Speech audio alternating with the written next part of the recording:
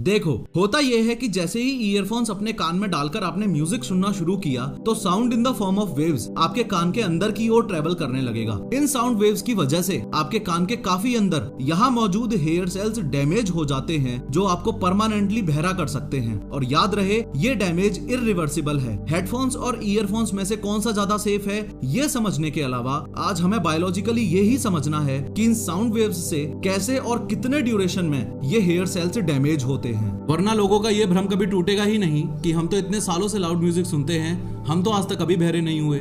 इस वीडियो में ईयरबड्स और ईयरफोन्स टर्म्स को मैं इंटरचेंजेबली यूज करूंगा। थोड़ा सा बाहर आके बताऊं तो आपके कान के इस बाहर वाले हिस्से को पेना बोला जाता है। जो ये छेद होता है इसे ईयर कैनाल बोला जाता है। और ये कॉनकेव शेप्ड मेम्ब्रेन जो आप देख रहे हो इसे ईयर ड्रम बोला जाता है। कई बार आपने लोगों को बोलते हुए सुना होगा कि कान पर थप्पड़ मत मारा करो नहीं तो कान का पर्दा फट जाएगा। वो कान का पर्दा यही है, ईयर ड्रम। ईयर ड्रम बहुत ज्यादा पतला होता है और बहुत रिच ब्लड सप्लाई होती है इसमें। आपके ईयरबड्स से जो साउंड वेव्स निकली वो इस ईयर ड्रम को कुछ इस तरीके से वाइब्रेट करती हैं। इस ईयर ड्रम से कनेक्टेड होती हैं ये 3 बोन्स। ईयर ड्रम का वाइब्रेशन कुछ इस तरीके से इन तीनों बोन्स को भी मूवमेंट देता है। इन तीनों में से ये जो लास्ट वाली बोन है इसे बोला जाता है स्टेपीज और ये कनेक्टेड होती है इस कोक्लिया से। देखो, इनर ईयर के टोटल 2 पोर्शंस होते हैं। एक तो ये वेस्टिबुलर पोर्शन और दूसरा है ये कोक्लिया। वेस्टिबुलर पोर्शन आपके बॉडी के बैलेंस के लिए रिस्पॉन्सिबल होता है, इसलिए आज हम इसकी बात नहीं करेंगे। हमारा फोकस रहेगा इस कोक्लिया पर। लेकिन उससे पहले ये समझो, ये 2 बंदे जो खाली और भरे हुए वाटर टैंक्स में बैठकर पैर हिला रहे हैं, इनमें से सेम स्पीड पर पैर हिलाने के लिए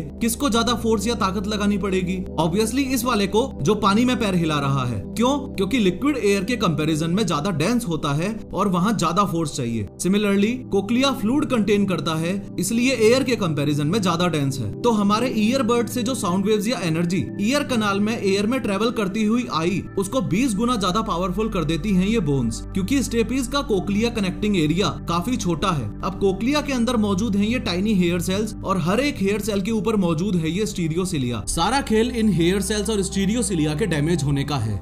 जब हम लाउड म्यूजिक सुनते हैं तब ये स्टीरियोसिलिया इस तरीके से बैंड हो जाता है और जब भी हम काफी लॉन्गर ड्यूरेशन के लिए लाउड साउंड सुनते हैं तो ये हेयर सेल्स भी कुछ इस तरीके से सूज जाते हैं। चिंता की बात यह है कि अगर ईयरफोन्स को सेफली यूज नहीं किया गया तो इन हेयर सेल्स और स्टीरियोसिलिया में परमानेंट डैमेज भी हो सकता है और आजकल यंगस्टर्स में हो भी रहा है। और दुख की बात यह है कि फिलहाल दुनिया के किसी भी हॉस्पिटल में इसका कोई भी इलाज नहीं है। बट वेट, ये सारी बातें कितनी इम्प्रैक्टिकल साउंड होती है ना, ये हम भी जानते हैं और ये डॉक्टर्स भी जानते हैं कि बिना ईयरफोन्स के लाइफ नहीं चलने वाली। चलो एक बार के लिए माना कि जो लोग मजे के लिए सुनते हैं वो ईयरफोन्स लगाना बंद कर देंगे, लेकिन उन स्टूडेंट्स का क्या जो स्टडीज के लिए ईयरफोन्स यूज करते हैं, जो लोग कोर्सेज देखते हैं, जो लोग ऑफिस में बैठ के एडिटिंग करते हैं, जो लोग शौचालय में रील्स देखते हैं, उनके लिए तो कोई सॉल्यूशन होगा ना? हाँ, सॉल्यूशन है और वो सॉल्यूशन है 60-60 रूल। डॉक्टर्स क्लियरली इस बात को मेंशन करते हैं कि 60% से ज्यादा वॉल्यूम पर नहीं सुनना है और 60 मिनट से ज्यादा टाइम के लिए नहीं सुनना है।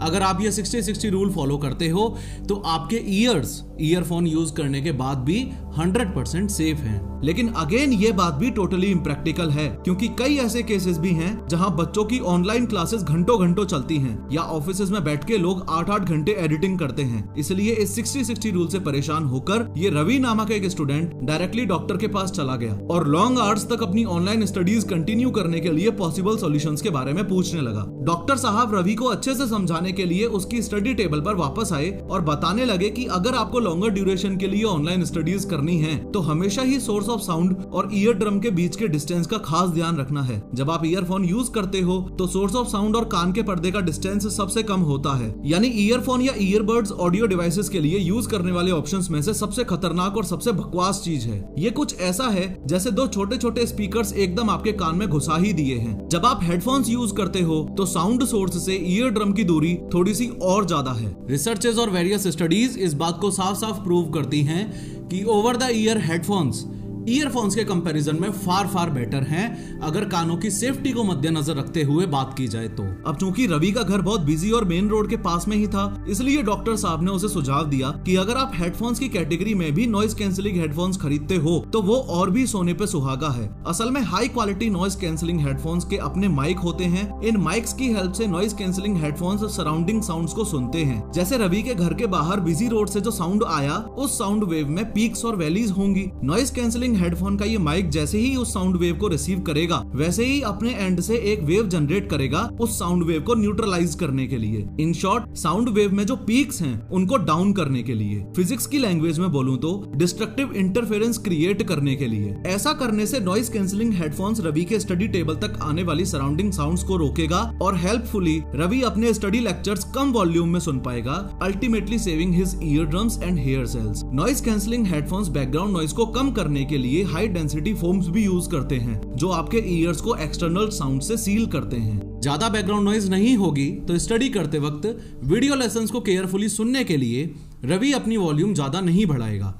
वॉल्यूम ज्यादा नहीं बढ़ाएगा तो कान भी सेफ रहेंगे। इसके बाद डॉक्टर साहब ने ईयर्स की सेफ्टी के लिए रवि को दी बेस्ट बात बताई जो मैं खुद भी पर्सनली अपनी डेली लाइफ में यूज करता हूँ। ना ईयरफोन्स और ना ही हेडफोन्स, अगर पॉसिबल है तो स्पीकर्स यूज करो। अगर रवि अपने रूम को ज्यादा से ज्यादा साइलेंट करके स्पीकर्स यूज करता है कम वॉल्यूम पर तब तो कोई दिक्कत है ही नहीं, क्योंकि सबसे बड़ा एडवांटेज तो ये है कि सोर्स ऑफ साउंड और ईयर ड्रम के बीच का डिस्टेंस काफी ज्यादा है। दूसरा, आपके ईयर कैनाल फ्री है और उनमें हवा जा रही है। ये हवा जाने वाले कॉन्सेप्ट को आप कुछ यूं समझो कि आपके कान के अंदर नेचुरली जो वैक्स है वो बाहर से आने वाले बैक्टीरियाज को रोककर ट्रैप कर लेता है। इससे बैक्टीरियाज आपके कान के अंदर नहीं जाते और इन्फेक्शन रुकता है। लेकिन घंटों घंटों तक जब हम ईयरफोन्स लगा के रखते हैं और ईयर कैनाल ड्राई हो जाता है और बैक्टीरियाज ट्रैप नहीं हो पाते, दस लीडिंग टू इन्फेक्शन। इसके अलावा अगर आप डर्टी ईयरफोन्स यूज करते हो तो पूरे चांसेस हैं कि आपके कान के अंदर ओटिटिस एक्सटर्ना या पिंपल हो जाए।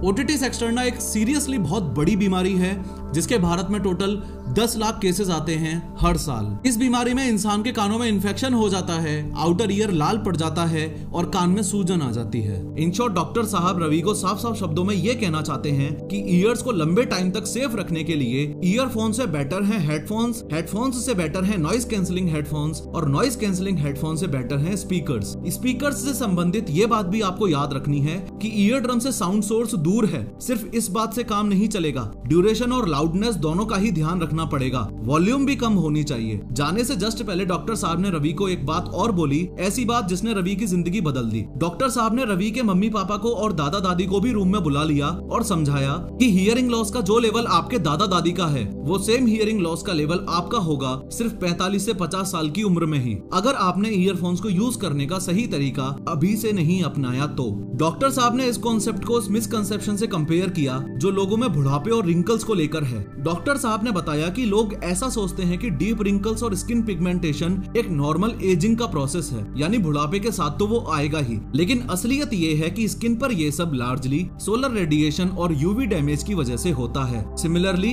अरे इनके तो कान चले गए हैं जैसे शब्द आज हम जो अपने दादा दादी के लिए यूज करते हैं, ऐसे शब्द हमारी जनरेशन के लिए 45 से 50 साल की उम्र में यूज होने लग जाएंगे, क्योंकि हियरिंग लॉस एक नॉर्मल हेल्दी एजिंग प्रोसेस का पार्ट नहीं है, बल्कि नॉइज इंड्यूस्ड हियरिंग लॉस का सिग्निफिकेंट पार्ट है।